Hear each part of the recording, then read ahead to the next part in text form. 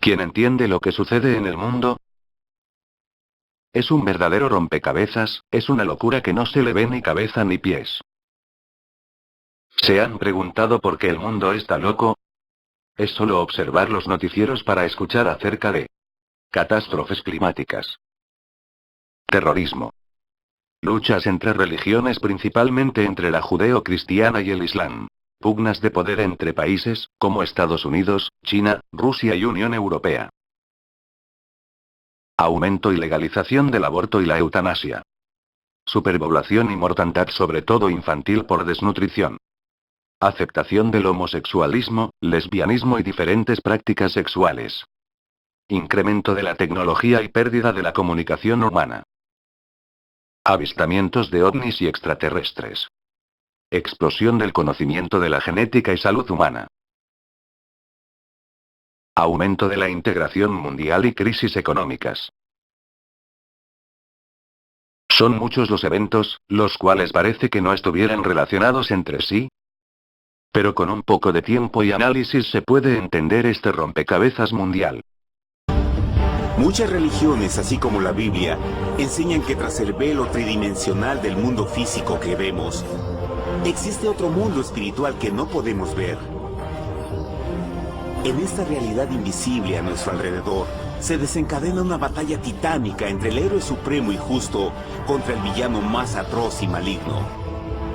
La gran pregunta es, ¿quiénes son esos contendientes y cómo, dónde y cuándo comenzó esta crisis cósmica? Este es el misterio más grande de todas las edades y la historia más fascinante y verdadera que jamás haya sido contada. Esta crisis envuelve a cada persona sobre la Tierra. Sí, a cada persona. Oseas 4:6. Mi pueblo es destruido por falta de conocimiento. Juan 3:12. Si os he dicho cosas terrenas, y no creéis, ¿cómo creeréis si os dijere las celestiales? Lucas 8:17.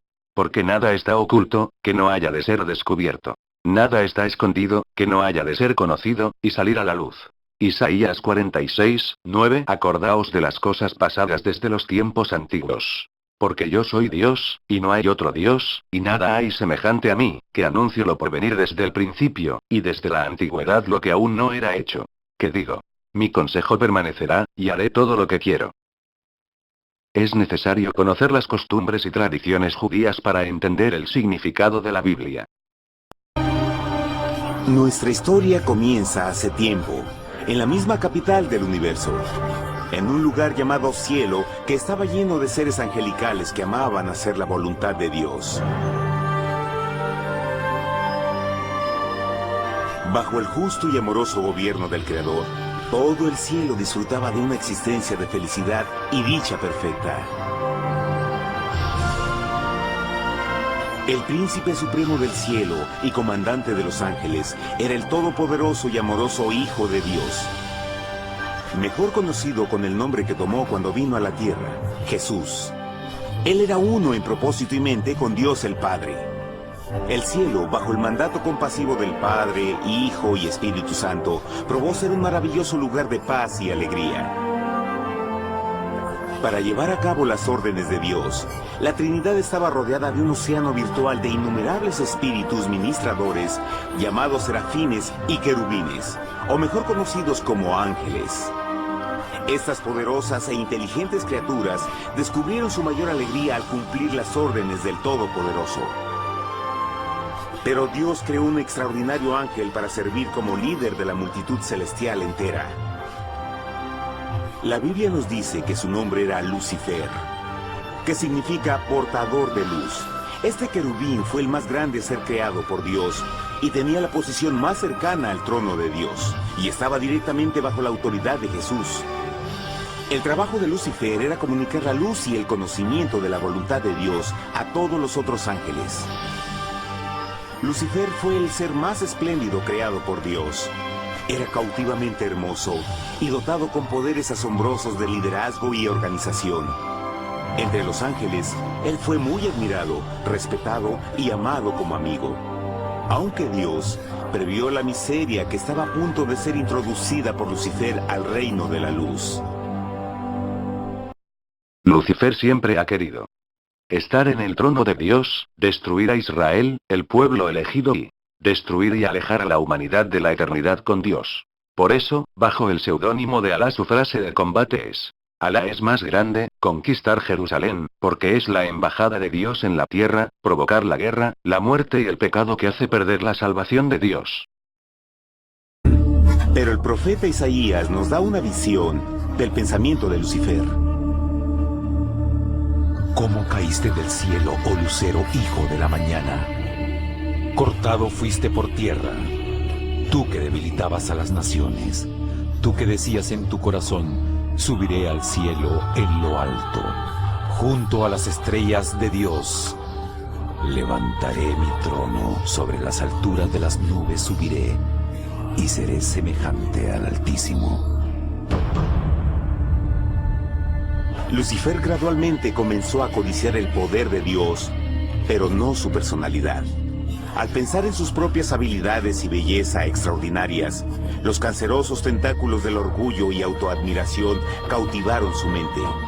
Este resentimiento y envidia finalmente lo llevó a violar la sagrada ley de Dios y a rebelarse contra su gobierno. Lucifer sabía que si iba a compartir el poder y estatus de Dios, necesitaría apoyo. Así que se puso a trabajar. Comenzó tortuosamente a circular entre los ángeles plantando semillas de duda y descontento con respecto al liderazgo de Dios. Al mismo tiempo, sutilmente hacía notar sus propias virtudes. Él insinuó que Dios abusaba de su poder divino y sus leyes restringían la verdadera libertad y felicidad de sus criaturas. Con su razonamiento audaz y poder sin igual de influir, Lucifer pudo persuadir a un gran número de ángeles de unirse a su motín. Tal vez se pregunten, ¿cómo es que tantos ángeles inteligentes pudieron ser embaucados para seguir a este desertor? Tengan en cuenta que hasta este punto ningún ángel había escuchado una mentira. Y en esta temprana etapa de la rebelión, los ángeles no se dieron cuenta de cuán obsesionado se volvería Lucifer con adquirir la posición de Dios. No sabían que finalmente él planearía la tortura y asesinato del Hijo de Dios en la cruz, en un intento por subir a su trono. Extrañamente, Lucifer pensó que podía ocultar sus verdaderos propósitos de Dios. Ay de los que se esconden de Jehová, encubriendo el consejo, y sus obras están en tinieblas, y dicen: ¿quién nos ve y quién nos conoce? No crean por un momento que la rebelión de Lucifer tomó a Dios por sorpresa o desprevenido. El Señor sabe todas las cosas, incluyendo los pensamientos de sus criaturas. Él entendía exactamente lo que estaba pasando por la mente de Lucifer. Y en amorosa piedad, Dios advirtió al descarriado ángel del peligro. Pero al final, el orgullo y amor propio no le permitieron a Lucifer arrepentirse. Así que eligió la rebelión total contra Dios en vez de la humilde obediencia. Algunos se han preguntado, ¿esto significa que Dios creó a un ángel defectuoso? No, pero Él creó a Lucifer con la libertad de elección. Verán, la libertad de elección es una cosa maravillosa, pero lleva consigo un increíble riesgo, incluyendo el riesgo de la rebelión y la posibilidad de que el amor de Dios pueda ser rechazado. El amor real no puede venir de una criatura preprogramada. No puede ser forzado. Debe ser voluntariamente dado. Por ejemplo, aun siendo tan lindo como lo es este perro robot, en realidad nunca podrá amarme. Puede hacer que parezca que me ama, pero solo está siguiendo instrucciones preprogramadas. No tiene opción. Y por otro lado, este pequeñito está verdaderamente feliz de verme. Él ha decidido darme su afecto, y con el tiempo, nuestra relación crecerá y se hará más fuerte, mientras lo ame y lo cuide. Del mismo modo, un Dios de amor solo quiere amor genuino de sus inteligentes criaturas. Y para que eso pase, estas deben tener la libertad de elección. La rebelión de Lucifer es la más grande evidencia de que en verdad tenía esa libertad. Y ahora, la pregunta más grande era, ¿cómo respondería Dios a esta crisis? ¿Cómo lidiaría con Lucifer y los millones de ángeles que se unieron a su rebelión? Muchos se preguntan, ¿por qué Dios no destruyó inmediatamente la rebelión? Después de todo, él pudo fácilmente vaporizar a Lucifer con mandarle un rayo. ¿Pero eso en realidad habría resuelto el problema? No, al contrario. Eso solo habría intensificado las dudas y sospechas que Lucifer ya había plantado en las mentes de los ángeles. Recuerden, Lucifer sabía, como nadie más podría saber, el manejo interno del gobierno de Dios. Su destrucción se habría visto como parte de un gran encubrimiento, y la razón que motivara el servir a Dios hubiera sido el miedo a las represalias y no el amor. No, el Señor sabía en su sabiduría que la mejor forma de enfrentar la crisis era permitiendo que siguiera su curso. Esta sería la única forma en que se aseguraría de que el mal no se levantara otra vez. Dejad crecer juntamente lo uno y lo otro hasta la siega. Y al tiempo de la siega yo diré a los segadores, recoged primero la cizaña y atadla en manojos para quemarla, pero recoged el trigo en mi granero. En la parábola del trigo y la cizaña, Jesús describe que un tiempo de crecimiento es necesario para que una planta revele su naturaleza. En su entendimiento infinito, Dios sabía que con el tiempo el carácter real de Lucifer sería expuesto y que los amargos frutos de su rebelión se volverían visibles a todos. Hasta ahora los ciudadanos del universo no estaban familiarizados con el pecado y a dónde los llevaría. Pero eso cambiaría cuando ellos vieran por sí mismos su terrible naturaleza autodestructiva. Al final, la sabiduría y amor del gobierno de Dios se mantendría por siempre confirmado y el universo estaría seguro. Cuando Lucifer y sus seguidores llevaron su rebelión abiertamente, el Señor supo que no habría paz si se les permitía quedarse en el cielo. Debía ponerse un límite, tomar acción y desalojar a los rebeldes. Pero Lucifer y sus seguidores nunca se irían por su propia voluntad o pacíficamente. El siguiente paso era la guerra.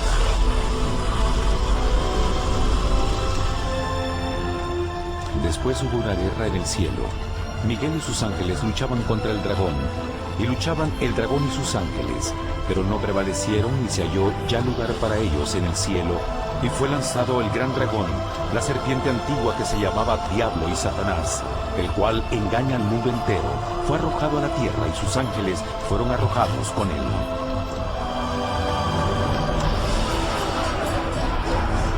La Biblia no nos revela exactamente qué armas se usaron o cuánto duró este conflicto cósmico. Pero esta guerra fue como ninguna que los ojos mortales hayan visto jamás.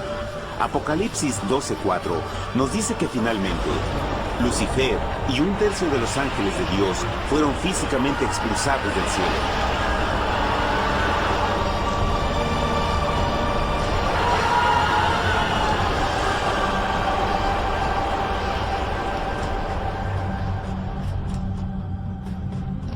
Pero, ¿qué venía después? Lucifer ahora tenía millones de ángeles de su lado, pero necesitaba un pedazo de suelo desde el cual continuar su rebelión.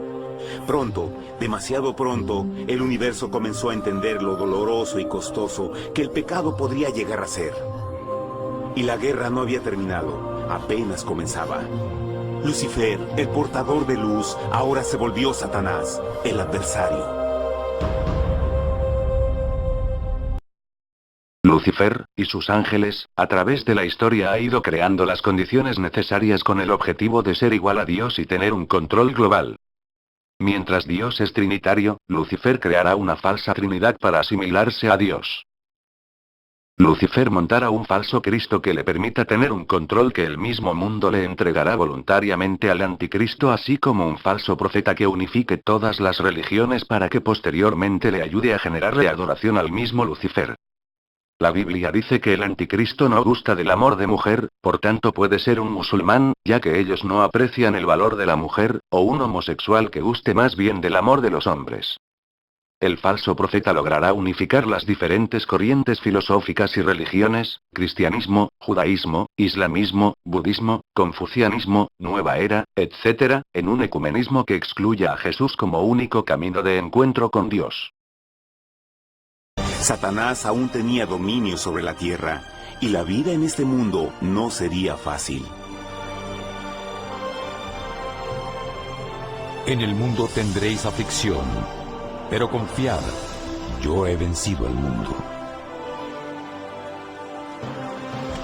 Naturalmente, muchos se preguntan, ¿cómo un Dios amoroso y poderoso permite penas y sufrimiento en nuestro mundo actual? Pero está claro desde el Génesis que Dios nunca quiso que conociéramos la pena y tribulaciones de esta vida. Cuando el mundo salió de la mano de Dios, la tierra era un maravilloso paraíso. Fue el pecado de Adán y Eva lo que le dio a Satanás el derecho a reclamar control de este planeta. Debido a su trágica elección, el diablo y sus acólitos ganaron el poder de tentar y atormentar a los humanos, infligiendo la enfermedad, el dolor y el sufrimiento. Podría ser mejor preguntar, ¿por qué Satanás tiene control total sobre la humanidad? La respuesta es Jesucristo. Tal vez ya se dieron cuenta que la muerte de Jesús en la cruz nos dio a cada uno de nosotros la oportunidad de ser salvados. Pero en realidad hizo mucho más que eso. Cuando el Salvador ofreció su vida para redimir a la tierra, ese acto ponía restricciones al control de Satanás sobre la humanidad. Satanás no podría forzar nuestra voluntad y su poder de lastimarnos sería limitado. El sacrificio de Cristo también nos brindó un tiempo de prueba, durante el cual podríamos ver la diferencia entre el gobierno de Dios y el de Satanás, y luego decidir a quién serviríamos. Finalmente, por el sacrificio que hizo Jesús, el reino de Satanás llegará a su final. Y un día la tierra será devuelta al hombre, más maravillosa de lo que era al principio. Aunque Adán y Eva comenzaron sus vidas como exiliados del paraíso, aún tenían esperanza. Dios les proveyó de pieles de animales sacrificados para cubrirse. Pero lo más importante, Él les prometió la sangre del Cordero de Dios para pagar por su pecado si aceptaban a Cristo y se arrepentían. Una gran pregunta permanece. ¿Las personas aceptarían el generoso regalo de Dios? ¿Cómo escaparemos si descuidamos una salvación tan grande?